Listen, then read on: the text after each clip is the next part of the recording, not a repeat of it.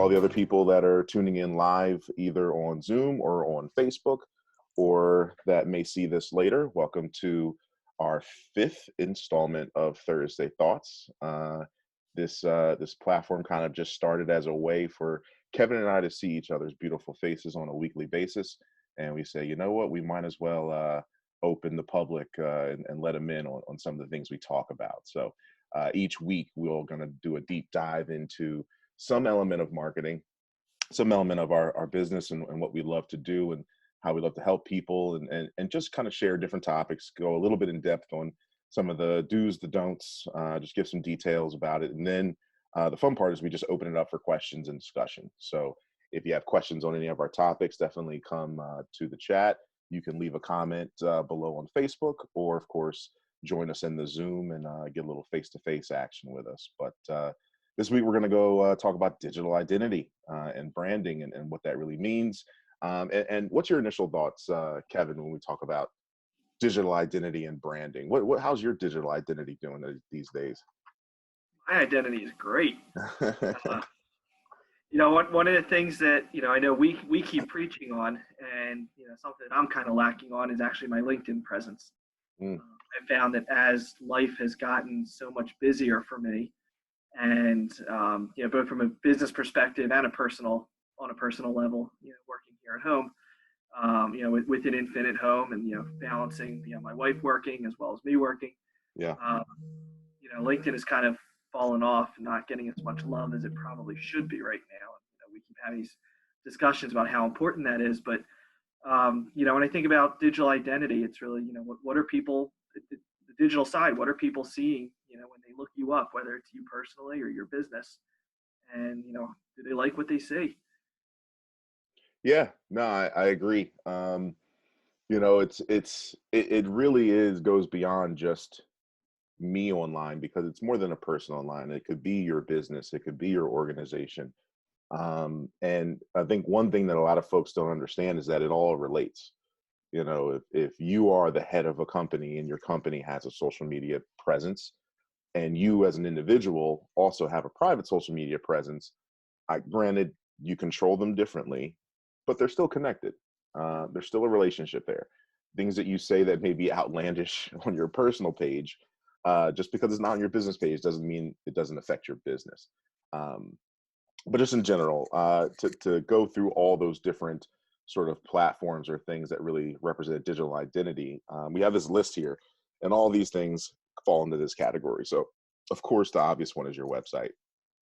I would say 15, 20 years ago, that might have been the only thing on this list was website. Now everyone has one.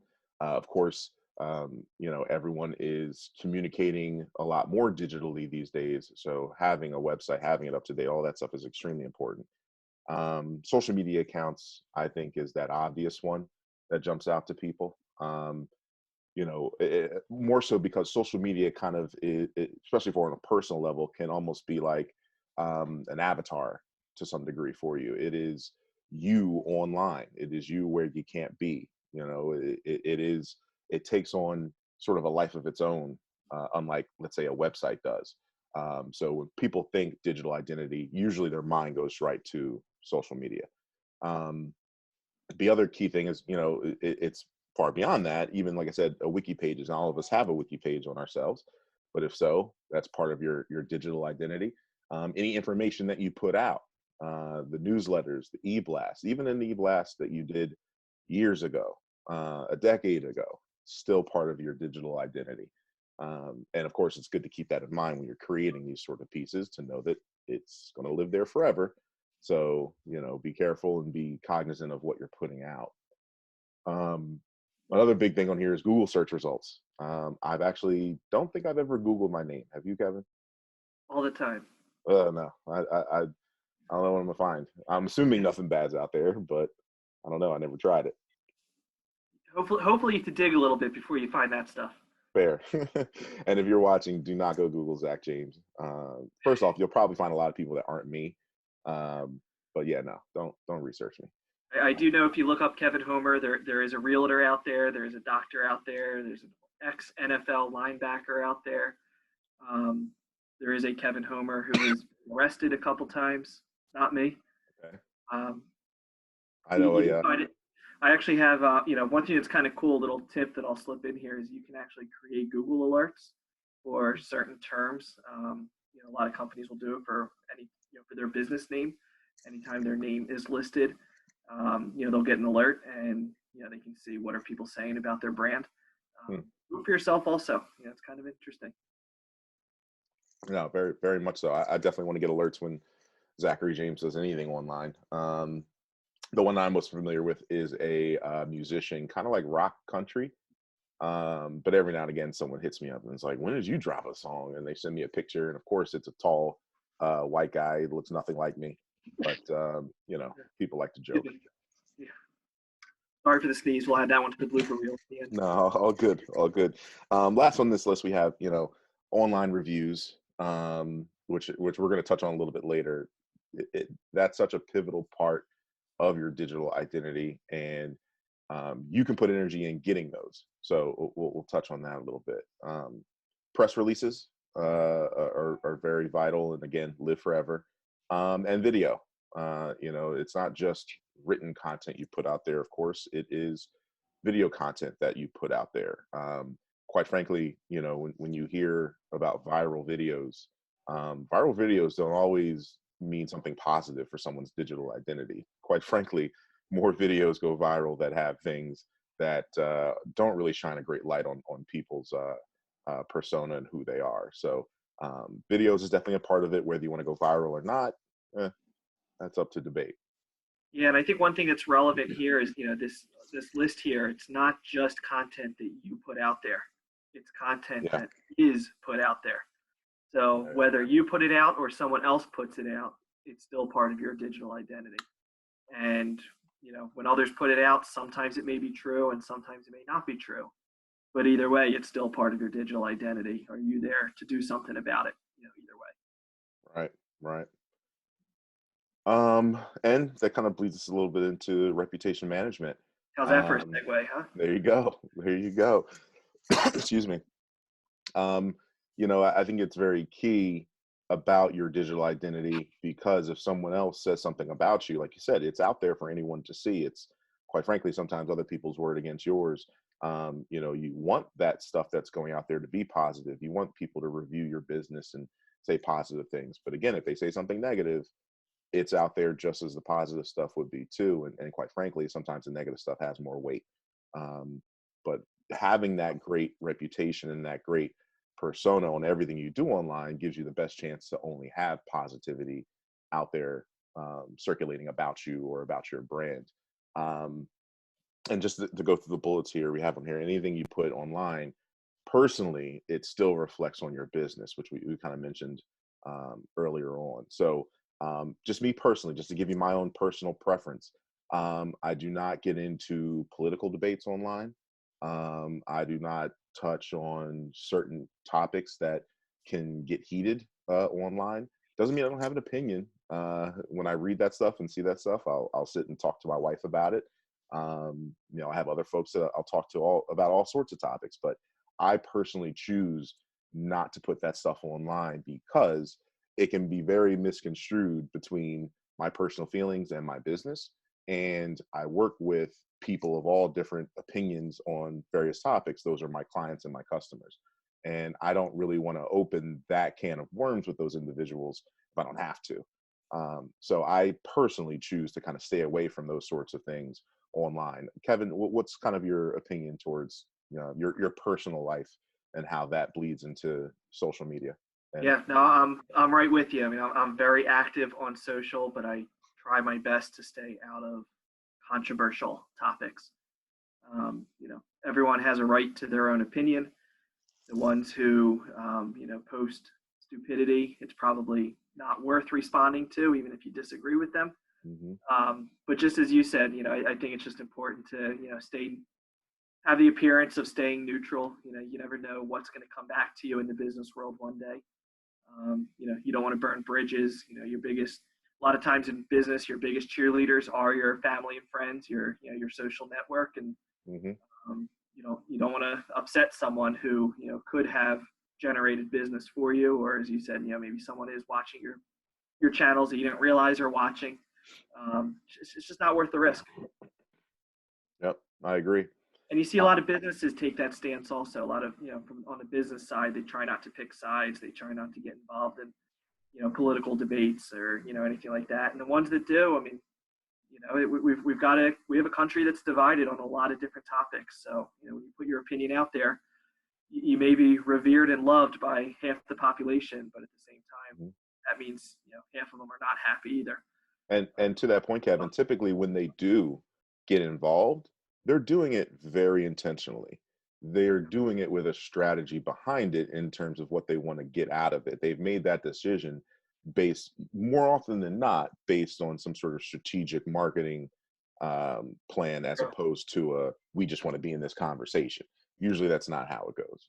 True. And if there, if there is true strategy behind it and it has been thought out, and, they do feel that the risk reward, is worth it, then, by all means, take your stance. That's part of your brand. I usually suggest most brands try to stay away from that, but, if that's part of your brand and you want to take a stance on certain topics, by all means. Indeed. Do it strategically. Don't do it on a whim, because you have an impulse. Right. Another big key is to understand that people who you do end up speaking with, they most likely saw some sort of your digital identity first before actually communicating with you. And you got to be really cognizant of what they're seeing, because that might determine whether they actually get to you or not. There's plenty of people I've either decided to talk to, work with, products I wanted to buy, that I decided to look them up on social media first, on Instagram or some sort of platform, to get more information, to feel more comfortable about whatever decision I'm about to make. And there's plenty of times where something I saw or read made me go, I don't really think I need it, or I'm not going to reach out. You want to make sure you have the highest possible percentage of people going through your digital identity and then continuing on to actually connecting with you as possible. That you do that by properly curating what you're putting out. That is your reputation management. Because again, I don't want to put anything out there that someone who could possibly do business with me sees and either is offended or feels like maybe I'm not as professional as they would hope, or anything of the sort. I personally go through a great length to make sure I'm doing that. And that's just something we recommend for any business who is on social, who is putting out content on various platforms. Be cognizant of that. And here are a few things that we recommend to do regarding your digital brand. First one is really be strategic about what platforms you're using, and who you're going to be talking to. There's a couple different reasons that I say that that's really, really important. Clearly, first off, different platforms are good to reach certain audiences. Different platforms use different sorts of content. For example, if it's Instagram, it's going to be more visual. You got to have photos, you got to have videos, you have to have that attractive content for people to engage with. You're also skewing a little bit younger. You don't really have a ton of baby boomers on Instagram.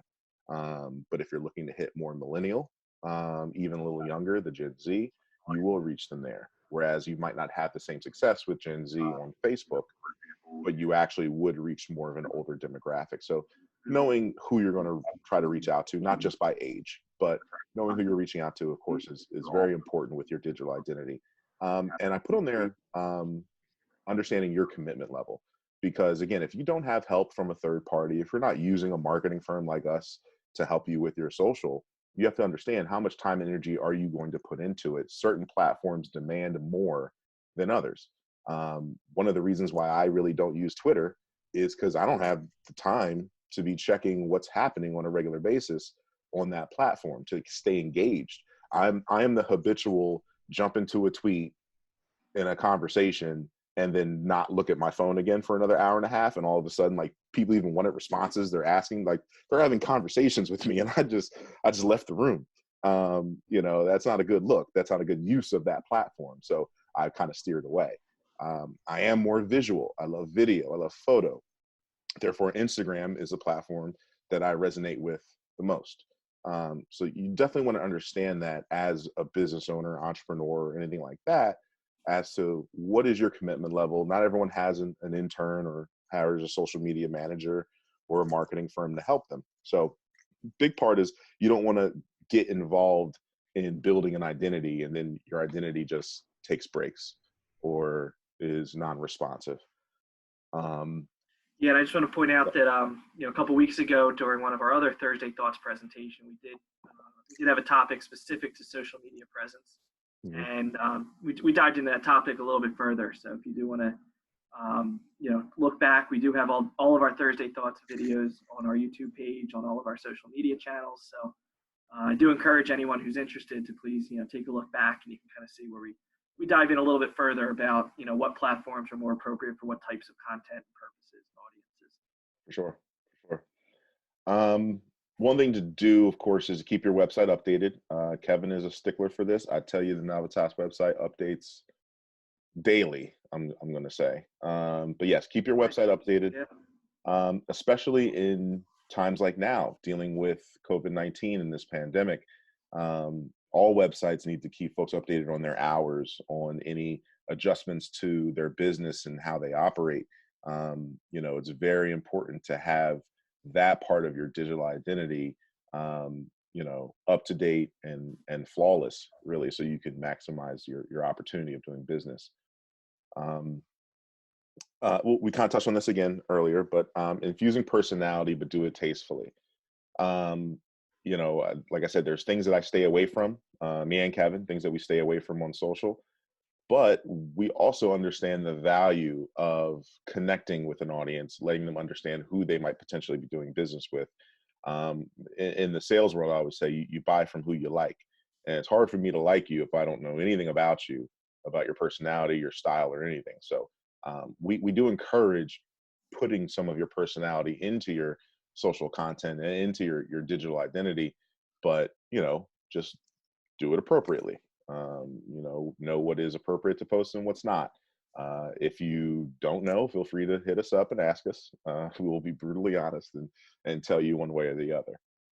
Um, and a last major do, which sometimes gets overlooked, is proofread your posts.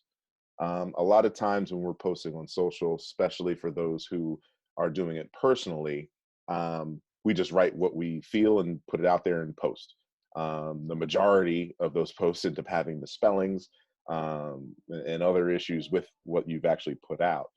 Knowing that you're going to be doing this for business, knowing that the end result is you want to attract potential customers, people aren't going to be as inclined to do business with someone who has misspellings and sentences that don't make sense, and things like that in their posts or captions. So just something to be cognizant of. If you are doing this with a business mindset, you want to make sure that all of what you're putting out there is accurate. And I'm the biggest mistake maker when it comes to captions. More often than not, whenever I do it, I'm actually reading it before I post, but then after I post it, I kind of make sure I go back and look at it again, and read it as it's actually posted, because sometimes I'll actually notice something then that I didn't notice before. But yeah, you definitely want to make sure you know what you're putting out there. And I know some businesses will argue that my particular audience doesn't care if I have typos or if I use the wrong there, or there. My argument would be, even if you think that's true, A, it's probably not true. And B, as a reminder, what we mentioned earlier, this stuff lasts forever. Once it's on the internet, it is there for the long haul. So even if you think they may not care today, somebody may care tomorrow. So just play it safe, and you can, as Zack said, you can have some personality, you can have some fun, but at least write it in a professional manner. Indeed, indeed. Um, Now just a few don'ts, and then we'll just open it up for any questions. And Kevin, I'm not actually watching Facebook. I don't know if you're keeping an eye on it. Yeah, I'm keeping an eye. We must be doing a good job because we don't have any questions yet. Nice, nice. It means we're got some crushing people it. popping in and out, and I appreciate those of you who have been tuning in to watch.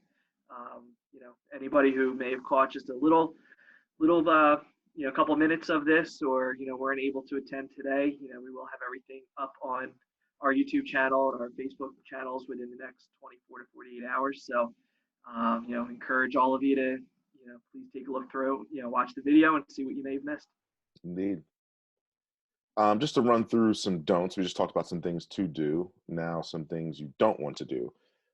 Number one on this list, don't ignore comments, reviews, feedback, or anything else as it relates to your brand. It's almost as if, imagine if you were in a brick and mortar, or your customers or potential people would come and see you face to face to do business. If they were to come and either ask you a question or give you a comment, and you just stared at them and said nothing and waited for them to walk away, that would be awkward and weird. And it's kind of the same thing a lot of people do online. Not only do you benefit from responding, especially responding quickly, Facebook times your responses. How long does it take for this business to get back to a comment or question or something along those lines? Not only are you ranked in that sort of capacity, but it's just good business to communicate with folks who are reaching out, whether it's something positive or negative. You want to respond, you want to acknowledge that you are engaged with the audience, and then give the appropriate response to either alleviate a bad situation or to appreciate someone who's given you kudos or some sort of positive feedback. And even to take it a step further is, what do you then do from that point on? When someone gives you positive feedback, you got to repurpose that. I usually try to turn that into a testimonial or some sort of, some sort of testimonial I could use, whether it be on my website, on my social, or some form or fashion. And when it's negative, how do you really build and mend that fence? There's one thing to have a general response, but then you need to have some sort of action step. How are we going to prevent this from happening again? All that goes into really making sure you're cognizant of people who are commenting, reviewing, giving any sort of feedback. You just really want to be on point with that stuff. Yeah, I mean, I think, we all understand businesses do make mistakes once in a while. Just going back to that, the negative feedback. Businesses do make mistakes sometimes, and it's all about how do they react to it. Right. So see, a mistake was made, but the business recognizes that, they take, they accept the responsibility, and I can see that they did something to fix it and turn it into a positive. I can live with that. If I see a lot of negative feedback and I don't know that anything was ever done about it, I'm a little more weary, I don't have the trust factor that I would have had otherwise. So, and again, I mean, if you see too many mistakes, I mean, sometimes it's great that they take care of them, but if there's that many, maybe there's, another issue. But at least from a reputation perspective, you can tell that they're doing their part to try to turn a negative into a positive when they can. And even to give you a real life example of that, just a couple weekends ago, I'm doing a whole bunch of yard work in my backyard, and Aren't we all? yeah, right. And I broke two tools. I broke a shovel and I broke loppers. I won't get into what that is, but I broke them both. Both were made by two different companies. On my social media, I actually posted on Instagram in my stories that I broke these two pieces, and I tagged both companies. They both had Instagram accounts.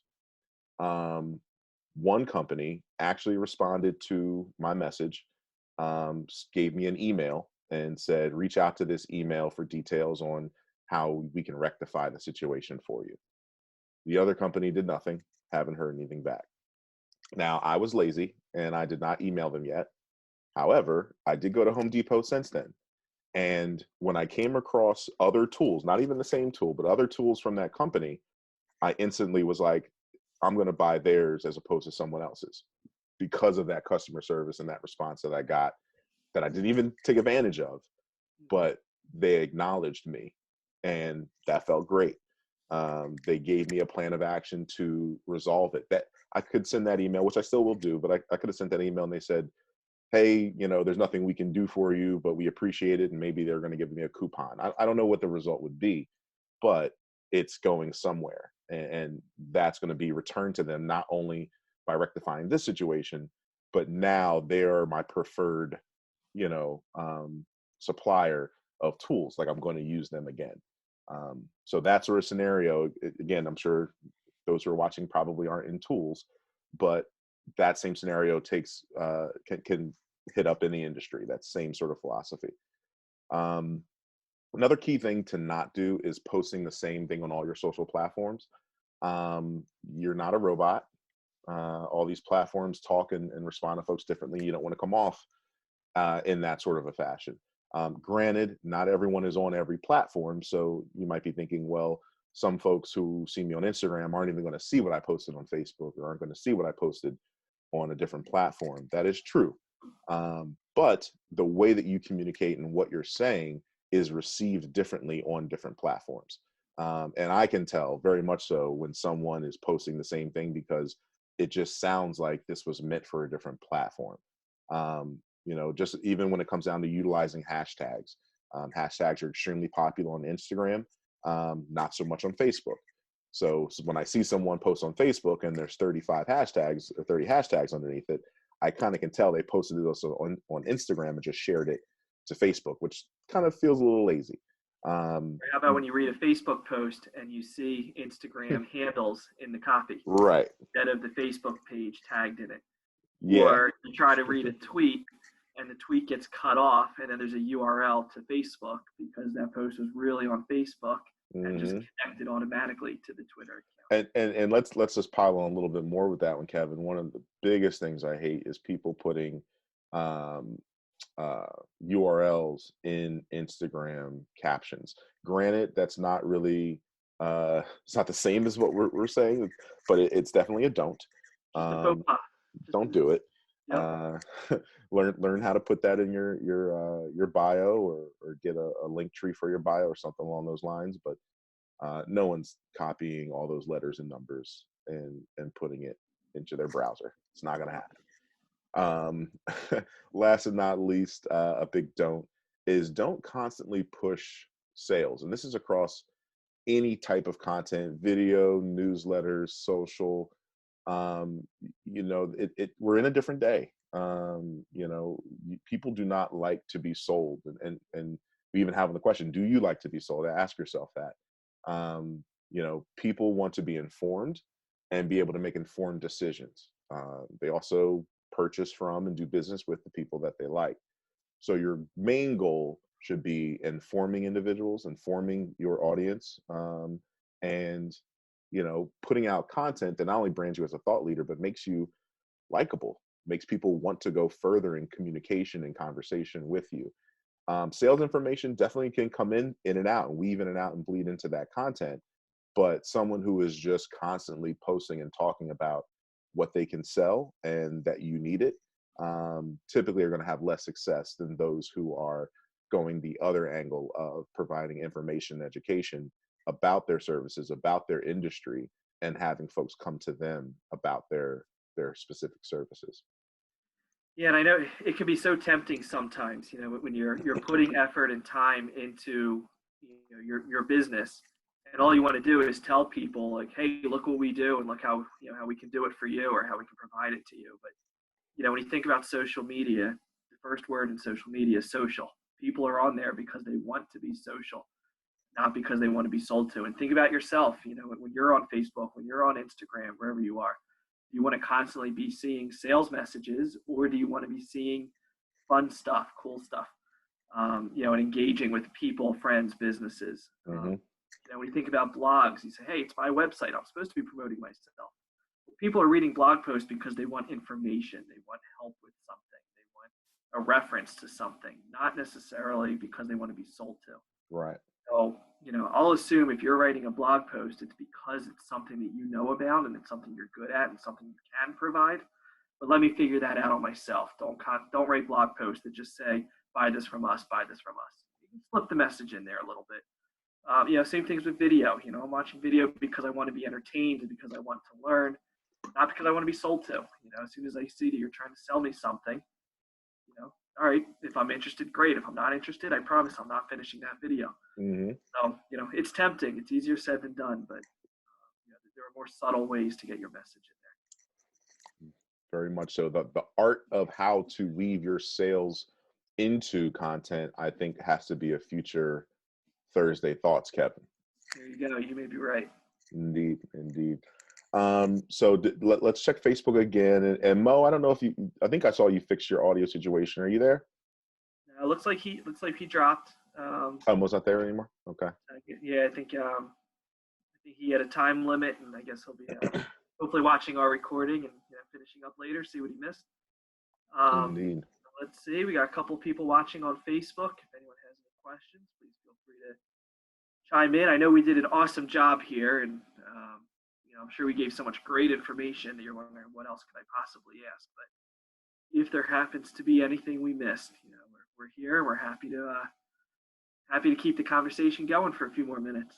Well, I got a question for you slash I guess for myself, Kev. Go for it. So if you are in a position where your business is you, it's not that I am, someone who sells a specific tangible product. You can buy a certain quantity. That's not my business. My business is an intellectual property. My business is you're buying me to help navigate you through something. Where does that sort of line get left in terms of your digital identity? Is it, I guess, then more acceptable for you to bleed your personal persona into your business pages and content? What are your thoughts on someone whose line is a little more blurred in terms of Yeah, their persona and their business? my opinion is that's kind of on a case by case basis. I would leave that up to you. How much separation do you want? I also know sometimes when you have those independent workers, sometimes they want to appear larger than they are, and that they have the true corporate brand, even if there only is one person behind it. And others are perfectly happy putting out there that it's me, it's just me, and I Hmm. have the brand, I am the face and the only face. So I think that's part of it also from that branding perspective. If you're trying to position yourself as a business, and one thing that's nice about online presence and online marketing is you can kind of form your own story and make you appear as you want to. Um, I think that's when you need a little more separation when you're trying to establish a brand that might seem a little bigger than it is. And if you're happy putting out there that it's me and just me, um, I think the lines probably are pretty blurred, and it is kind of one and the same. But at the end of the Right. day, I leave that up to you on an individual basis, I think. Yeah, no, that definitely is, kind of a hard question to answer if you don't know specifically about the situation. Um, I'm a big fan of bleeding your persona into your business appropriately, of course.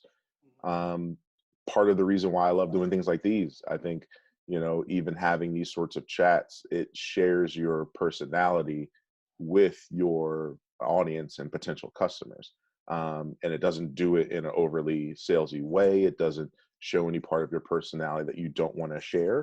But it gives you the opportunity to share as much as you want. I mean, I got pictures of family in my past behind me because, it's intentional that it's there. It's not there because I'm trying to hide it. It's there because it shows a little bit of my personality and who I am. Um, so I kind of also think maybe one thing we could touch on, and this is, I'll start it off with this recommendation, are for folks that want to bring their persona into their business a little more, what are the best ways to go about doing it? And the first thing I would kind of kick it off with is doing something like this, having these open discussions where you're not as focused on your product or service, you are focused on just having a conversation or giving out information. I think that's a great way to do it. And I always recommend folks to do it with, a thought leader, bring someone else on. Clearly, I consider me and Kevin thought leaders, but we're at the same company, so it doesn't quite count the same. But if I'm an author and I want folks to buy my book, I actually would be a good strategy would be to have sort of this open conversation about writing with another author, and that be attractive content for folks that are looking for new books or folks that are aspiring authors to actually watch and receive and gain something from and get to know a little bit about you, your writing style, you as a person. So having these sorts of opportunities, I think, are things that can be a great way to bring personality into your business. What are your thoughts on that, Kev?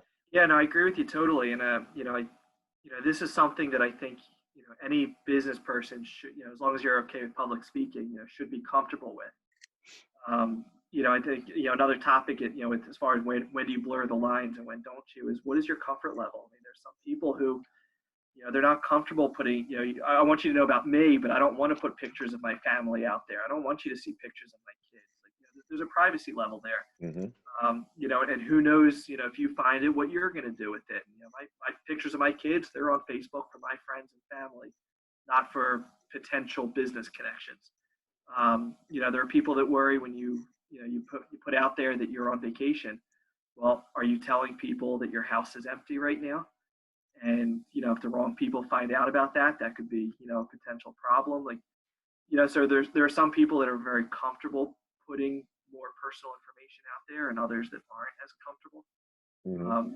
And at the end of the day, I think the right answer is, what are you comfortable with? Agreed. And before we I guess, shut this down, did anything else come in on social? No, we've had a few more people popping in, and they're silently watching us. So I like it. I'm a creeper sometimes too. I do it. That's all right. Well, listen, let's wind it down. Do you know what our topic is for next week? Probably should. You're not supposed to put me on the spot like that. Yeah, well, I put you on the spot because I didn't want to put myself on the spot. But I actually, let me see. I have the Navitas site up right now. And anybody who's interested can do exactly what Zack's doing right now. If you go to navitasmarketing.com and check on our events page, you'll see upcoming Thursday Thoughts presentations, which are always on Thursdays at 12 p.m., as well as some other events that we may be participating in or hosting. We got a good one next week, man. What do we got? What are we doing? Tell our viewers. Video content. How could you forget that? That game is Mr. Video content. I'm not good with dates, man. My days have run into each other. Thursday is the only day of the week that I'm like, oh, it's Thursday. I know it's Thursday. Yesterday could have been Tuesday. I wasn't quite sure for some part, but that is shame on me to forget our first, hopefully of many Thursday Thoughts that's related to video content. I might even have to loop in a few friends to join the conversation. So looking forward to it. Yeah, and I know we're struggling to keep track of our schedule because we've been doing so many of these video conferences and webinars and that kind of thing. Obviously we're stuck here in this COVID-19 pandemic, and strategies are shifting. I know we've done a couple presentations specifically about strategies and how they've adjusted. One of the things that we've changed is doing all these online seminars since we can't have in-person meetings right now. Usually we're hosting events, we're hosting lunch and learns. Right now they're being done virtually, and you're on your own for lunch. But it's been fun. It's been different. We've been getting some great feedback. And I like how we've integrated this into our content strategy. And I think we're all learning new strategies and new opportunities, and seeing what may be temporary and what may stick. And excited to see how these Thursday Thoughts can continue to live as we continue to get more and more followers and viewers and people watching and participating. It's been fun. Indeed. Well, listen, everyone watching, have yourself a great rest of your Thursday or whatever day you may be checking this out. And we will see you on the 28th with our thoughts on video production. See you next week. Thank you.